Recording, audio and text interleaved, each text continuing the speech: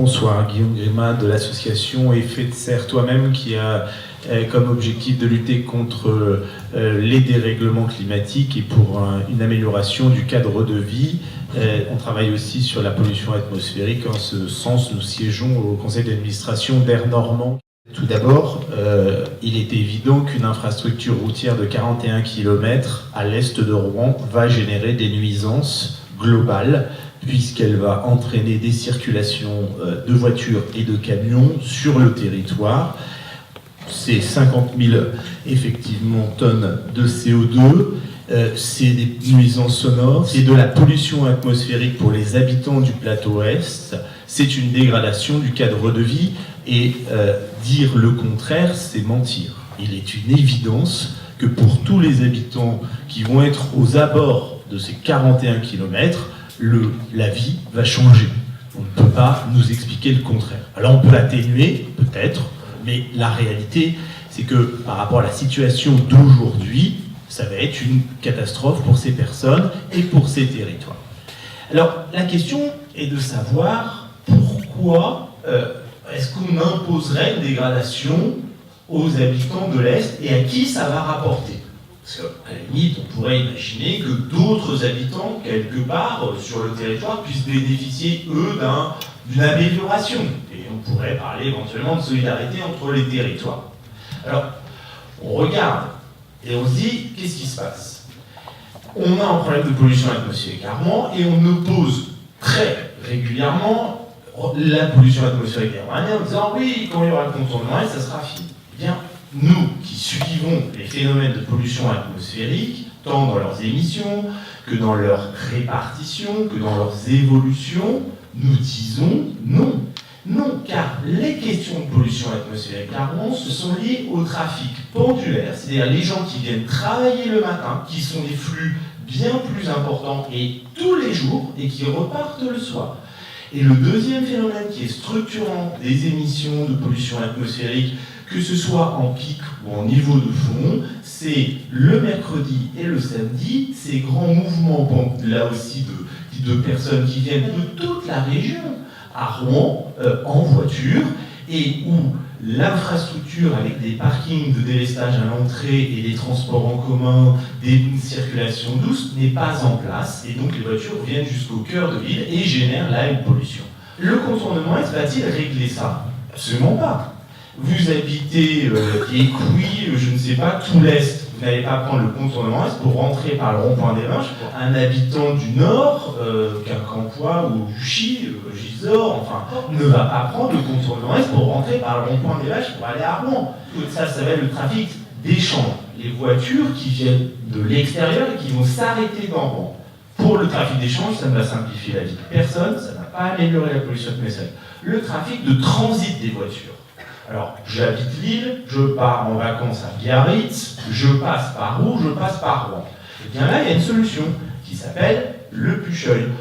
Au nord, près de Saint-Saëns, il y a un échangeur qui vous permet, quand vous arrivez de Lille, de prendre ce qu'on peut appeler une sorte de contournement ouest. Parce que ce contournement ouest, ça fait 40 ans qu'on dit qu'il faut le faire. Mais depuis, il y a eu la construction du pont Flaubert, il y a eu la Sud 3, il y a eu d'autres infrastructures plus à l'ouest qui sont aujourd'hui existantes et qu'on a payées. Et donc, quand on vient de Lille et qu'on va à Biarritz, on peut prendre ces solutions-là. Ensuite, il y a le trafic de voitures à l'intérieur de la métropole. Eh bien, le contournement Est, là aussi, enfin, vous qui habitez Beauce ou toutes les communes environnantes, allez-vous prendre le contournement Est pour rentrer sur Rouen, aller à votre travail, dont on sait que les principaux employeurs sont le CHU, que ce n'était pas passé par Saint-Étienne pour aller à votre travail, ce n'est pas vrai. Donc, pour tout ce qui est des véhicules légers, ce contournement Est n'apporte rien. Alors, le grand argument, ce sont les camions.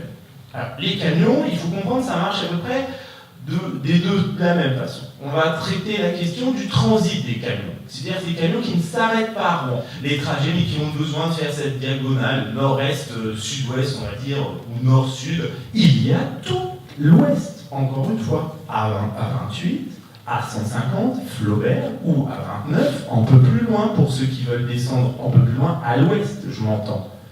Eh Et là, les itinéraires, il suffit de mettre au Pucheuil une interdiction aux camions de passer par le tunnel de la Grand-Mare, et puis les flux vont se dériver par là-bas. C'est 8 km de plus. 8 km de plus que par le ponton nord-est. Et le coût du péage, vous avez raison, vous allez mettre des interdictions sur le transit, mais qu'est-ce qui va se passer? Ça va risque de passer là-bas, ou, comme on a pu le voir, comment les forces de l'ordre font la différence entre le poids lourd qui est de transit, qui va de Lille à Biarritz, et le poids lourd qui va livrer, je ne sais pas où, sur la zone industrielle ouest à Grand Couronne. La police ne peut pas faire la différence. Donc ça, c'est une autre réalité qui fait qu'aujourd'hui, la question des camions, un, a son alternative, deux, ne marchera pas. Et après, il y a le trafic d'échange.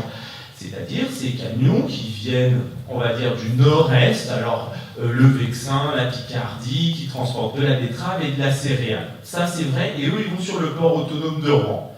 Et là est le seul intérêt. C'est le seul intérêt, c'est un intérêt économique à destination d'une infrastructure portuaire, qui est le grand port de Rouen, pour ces camions de céréales et de betteraves. Eh bien, nous proposons qu'ils passent par l'ouest, ça ne coûtera quasiment rien, et ça sera...